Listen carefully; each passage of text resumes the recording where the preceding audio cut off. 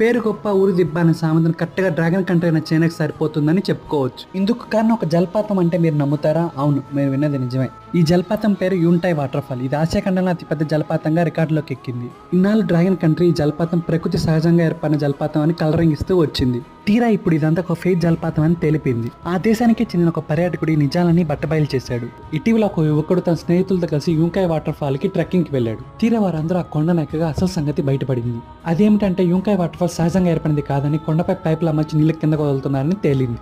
ఆ తర్వాత ఆ యువకుడు ఈ దృశ్యాలని తన ఫోన్లో రికార్డ్ చేసి సోషల్ మీడియాలో పోస్ట్ చేశాడు. ఆ తర్వాత నిజమంతా బయటపడడంతో చైనా గవర్నమెంట్ దిగొచ్చి ప్రజలందరికీ క్షమాపణ చెప్పింది. ఆ తర్వాత అసలు ఈ ఫేక్ జలపాతం ఎందుకు ఏర్పాటు చేశారో కూడా చెప్పారు. అదేమిటంటే వేసవికాలంలో అక్కడ ఎక్కువ నీళ్లు ఉండవని, తక్కువ మొత్తంలో నీళ్లు ఉంటాయని, దానివల్ల జలపాతం నుంచి కిందకు వచ్చే నీళ్లు చాలా తక్కువ మొత్తంలో ఉంటాయని కూడా చెప్పారు.